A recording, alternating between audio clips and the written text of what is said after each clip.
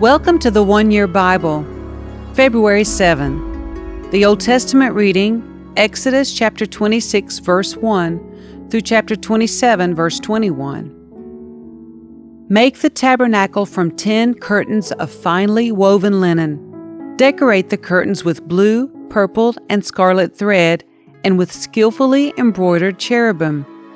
These 10 curtains must all be exactly the same size, 42 feet long and 6 feet wide. Join 5 of these curtains together to make one long curtain. Then join the other 5 into a second long curtain. Put loops of blue yarn along the edge of the last curtain in each set.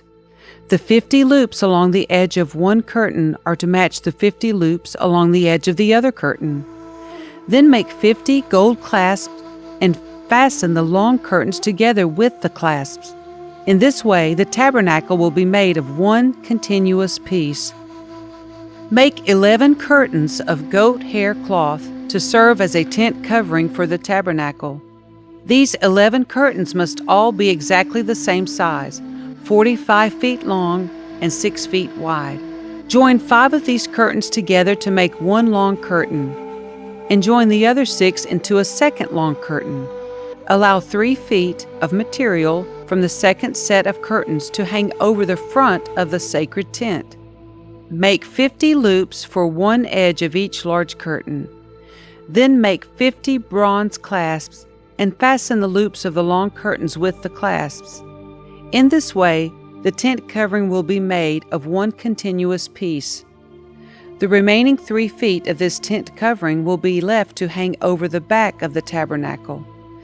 Allow 18 inches of remaining material to hang down over each side, so the tabernacle is completely covered. Complete the tent covering with a protective layer of tanned ram skins and a layer of fine goat skin leather. For the framework of the tabernacle, construct frames of acacia wood. Each frame must be 15 feet high and 27 inches wide, with 2 pegs under each frame. Make all the frames identical. Make 20 of these frames to support the curtains on the south side of the tabernacle. Also make 40 silver bases, 2 bases under each frame, with the pegs fitting securely into the bases. For the north side of the tabernacle, make another 20 frames, with their 40 silver bases, 2 bases under each frame. Make 6 frames for the rear, the west side of the tabernacle, along with 2 additional frames to reinforce the rear corners of the tabernacle. These corner frames will be matched at the bottom and firmly attached at the top with a single ring, forming a single corner unit. Make both of these corner units the same way, so there will be 8 frames at the rear of the tabernacle set in 16 silver bases, 2 bases under each frame. Make crossbars of acacia wood to link the frames, 5 crossbars for the north side of the tabernacle and 5 for the south side. Also make 5 crossbars for the rear of the tabernacle, which will face west. The middle crossbar, attached halfway up the frames, will run all the way from one end of the tabernacle to the other. Overlay the frames with gold and make gold rings to hold the crossbars. Overlay the crossbars with gold as well. Set up this tabernacle according to the pattern you were shown on the mountain. For the inside of the tabernacle, make a special curtain of finely woven linen. Decorate it with blue, purple, and scarlet thread and with skillfully embroidered cherubim. Hang this curtain on gold hooks attached to 4 posts of acacia wood. Overlay the posts with gold and set them in 4 silver bases. Hang the inner curtain from clasps and put the Ark of the Covenant in the room behind it. This curtain will separate the holy place from the most holy place.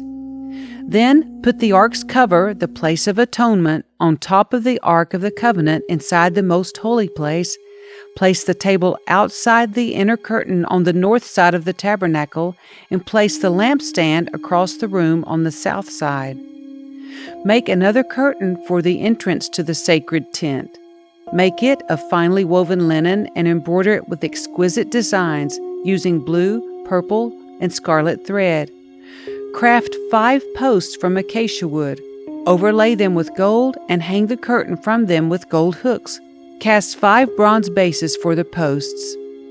Using acacia wood, construct a square altar 7.5 feet wide, 7.5 feet long, and 4.5 feet high.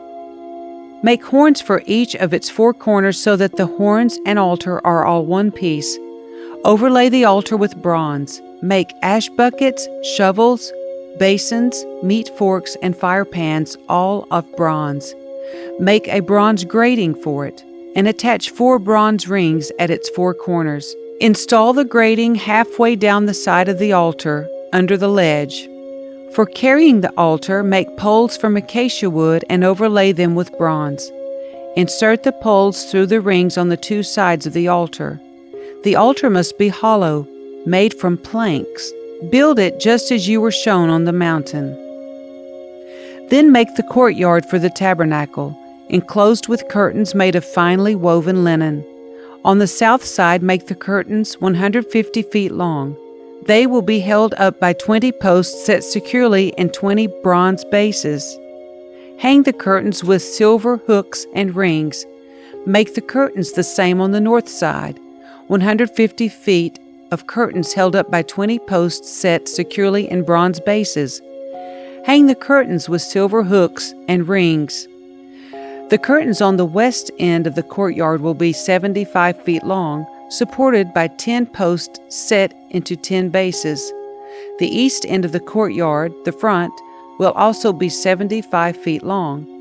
The courtyard entrance will be on the east end, flanked by 2 curtains.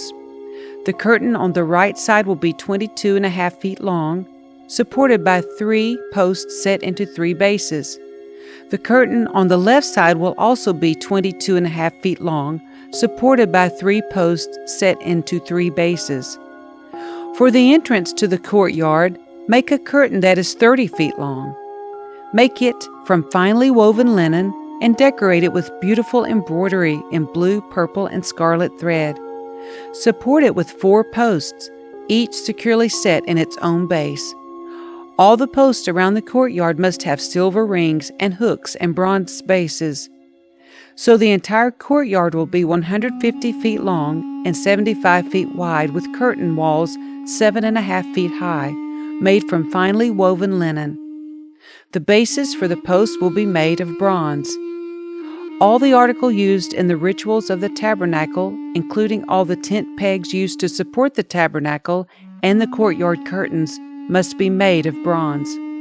Command the people of Israel to bring you pure oil of pressed olives for the light, to keep the lamps burning continually. The lampstand will stand in the tabernacle, in front of the inner curtain that shields the Ark of the Covenant. Aaron and his sons must keep the lamps burning in the Lord's presence all night. This is a permanent law for the people of Israel, and it must be observed from generation to generation.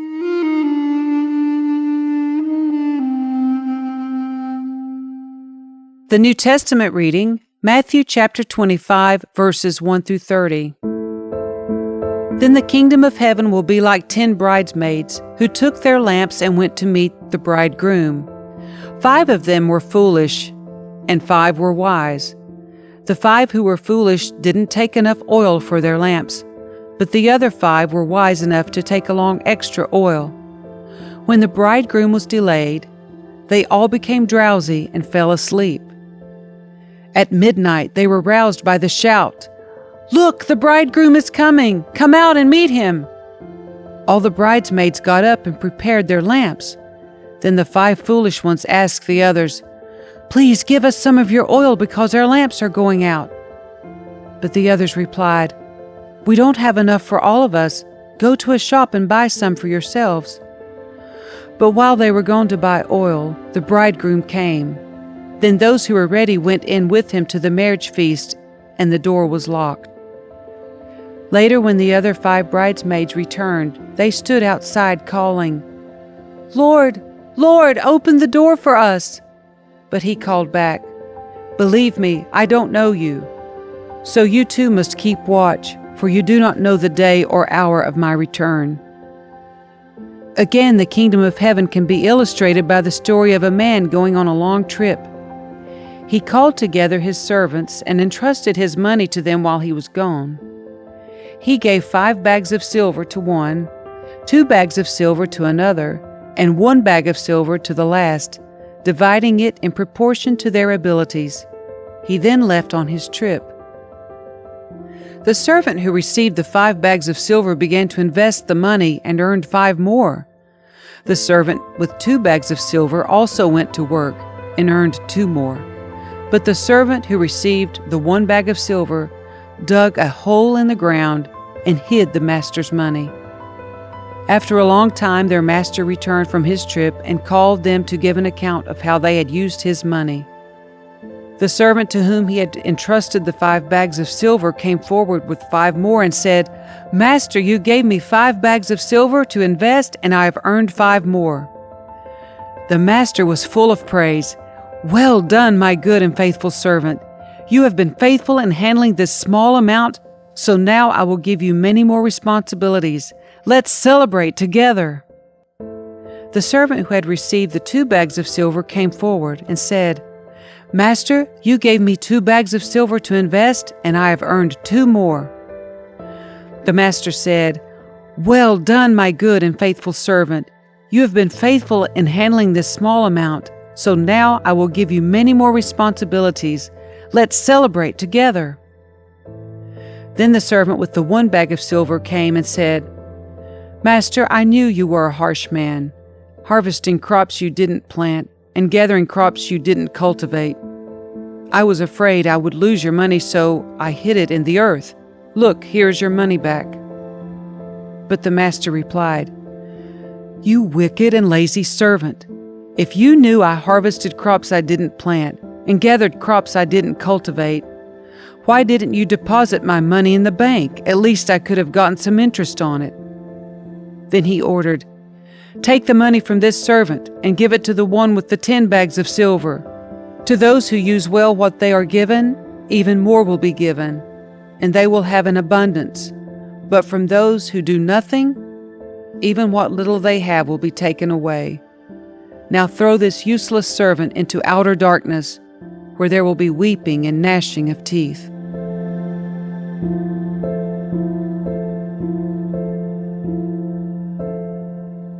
Psalm 31, verses 1 through 8.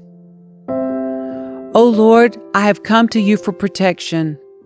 Don't let me be disgraced. Save me, for you do what is right. Turn your ear to listen to me. Rescue me quickly. Be my rock of protection, a fortress where I will be safe. You are my rock and my fortress. For the honor of your name, lead me out of this danger. Pull me from the trap my enemies set for me, for I find protection in you alone. I entrust my spirit into your hand. Rescue me, Lord, for you are a faithful God. I hate those who worship worthless idols. I trust in the Lord. I will be glad and rejoice in your unfailing love, for you have seen my troubles, and you care about the anguish of my soul. You have not handed me over to my enemies, but have set me in a safe place. Proverbs 8, verses 1 through 11. Listen as wisdom calls out. Hear as understanding raises her voice. On the hilltop, along the road, she takes her stand at the crossroads. By the gates at the entrance to the town, on the road leading in, she cries aloud. I call to you, to all of you. I raise my voice to all people. You simple people, use good judgment. You foolish people, show some understanding. Listen to me, for I have important things to tell you. Everything I say is right, for I speak the truth and detest every kind of deception. My advice is wholesome. There's nothing devious or crooked in it. My words are plain to anyone with understanding, clear to those with knowledge. Choose my instruction rather than silver, and knowledge rather than pure gold. For wisdom is far more valuable than rubies. Nothing you desire can compare with it.